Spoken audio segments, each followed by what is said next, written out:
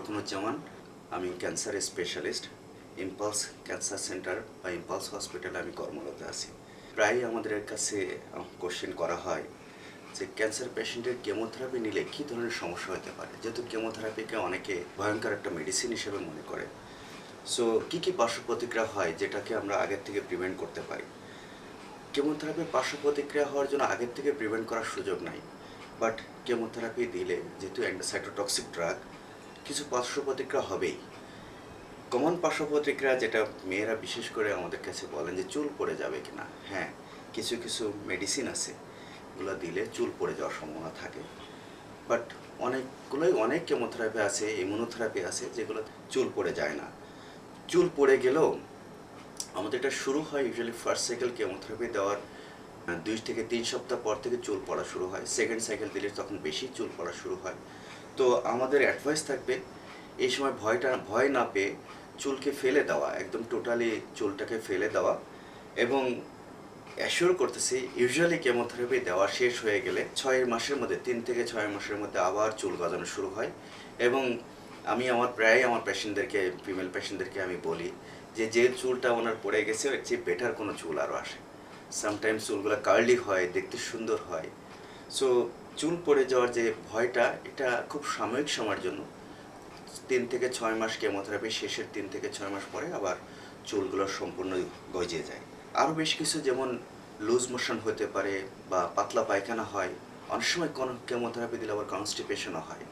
So সাময়িক সময়ের জন্য যখন লুজ মোশন হবে, খুব কেয়ারফুল থাকতে হবে যাতে এই সময়টা আমরা বেশি বেশি করে ফ্লুইড, ডাবের পানি বা ওরসেলাইন বেশি করে খাই। এবং ইমিডিয়েটলি খুব বেশি পরিমাণ হলে, যেমন 5 থেকে 7 বার পার ডে যদি হয়, তাহলে আমরা ট্রিটিং ডক্টরের সঙ্গে ইমিডিয়েটলি যোগাযোগ করব। কিন্তু যে জিনিসটা কেমোথেরাপির দেওয়ার ক্ষেত্রে কেয়ারফুল বেশি থাকা দরকার, সেটা হলো কেমোর পরবর্তীতে যে সাইড ইফেক্ট বা পার্শ্ব প্রতিক্রিয়াগুলো হয় সেগুলোকে ম্যানেজ করা। এটাই সবচেয়ে বেশি challenge for a oncologist. So তার ভিতরে একটা চ্যালেঞ্জ হচ্ছে জ্বর হওয়া। এই জ্বর হওয়ার মধ্যে ওয়ান অফ দ্য কারণ হলো নিউট্রোপেনিক ফিভার বা নিউট্রোপেনিয়া ডেভেলপ করে।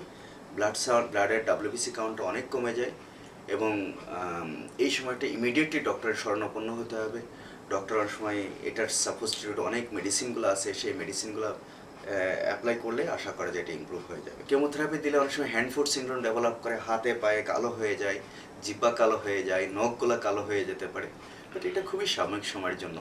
আসলে একটা ভালো কিছু পেতে হলে কিছু কষ্ট বা কিছু শারীরিক অসুবিধাকে মেনে নিতে হয়। এগুলো সবই উইদিন 6 মান্থ অফ কেমোথেরাপি, এগুলো সবই চলে যায়, আবার নতুন একটা লাইফ চলে আসে। কেমোথেরাপির পেশেন্টগুলোর অন্যান্য যে শারীরিক অসুবিধাগুলো হয় তার মধ্যে একটা হলো, যেমন পেশেন্ট খুব দুর্বল হয়ে যায়। পেশেন্ট অনেক ওষুধ আছে যেগুলো তাকে অরুচি তৈরি করে এবং শারীরিকভাবে এতভাবে দুর্বল করে দেয়। এই সময়টা পেশেন্টের আত্মীয় স্বজন বা কেয়ার গেভার যারা আছেন তাদের অ্যাক্টিভিটি বা তাদের রেসপন্সিবিলিটি অনেক বেশি, এবং ডক্টরের সঙ্গে রেগুলার কথা বলা, কাউন্সিলিং করা। পেশেন্টের মুখে ঘা হয়, মিউকোসাইটিস ডেভেলপ করে। তো এই সময়টা পেশেন্ট এবং পেশেন্টের লোকজন যদি খুব ক্লোজলি পেশেন্টকে মনিটর করেন এবং পেশেন্টকে কাউন্সিলিং করেন, পেশেন্টকে সেভাবে মেনটেন করা হয়, তাহলে আর এই অসুবিধাগুলো হয় না। খুব কমন একটা প্রবলেম দেখা যায়, পেশেন্টের অ্যানোরেক্সিয়া, খেতে চায় না। কারণ কেমোথেরাপি দিলেই সাইটোটক্সিক ড্রাগ, একটা দুর্গন্ধ, মুখের মধ্যে একটা দুর্গন্ধ আসে, এমন একটা গন্ধ ফিল করে যে কেমোথেরাপি দেওয়ার কারণে সে আর মোটে খেতেই চায় না। পেশেন্টের ডেভেলপ করে ক্যাকেকশিয়া, ওয়েট লস হয়, এমন একটা কন্ডিশন হয় যে পরবর্তী নেক্সট সাইকেল কেমোথেরাপি দেওয়া যায় না। সো আমাদেরকে কেয়ারফুল থাকতে হবে যে এই অ্যানোরেক্সিয়া বা খেতে অরুচি, এটার জন্য অনেক মেডিসিন মার্কেটে এখন চলে আসছে, যে মেজেস্ট্রল অ্যাসিটেট নামে অনেক ওষুধ পাওয়া যায়। একই সঙ্গে পেশেন্টের কেয়ার গিভার যারা থাকবেন তাদের অনেক কেয়ারফুল থাকতে হবে। অনেক সময় পেশেন্ট গতানুগতিক খাবার খেতে চায় না, তো পেশেন্টকে খাবারে চেঞ্জ আনা, মুখে রুচির জন্য বিভিন্ন রকমের ফল, ফ্রুটস, ডিফারেন্ট কিছু খাবার খাওয়ানো। অনেক সময় ভাত খেতে অসুবিধা, তাকে আমরা রুটি খাওয়াতে পারি। অনেক সময় মাছ বা ডিম ভাজি খেতে অসুবিধা, ডিম পোস্ট করে দিতে পারি, সিদ্ধ করে দেওয়া যেতে পারে। ডিফারেন্ট কোনোভাবে ফরম্যাটে খাবারগুলো দিতে হবে।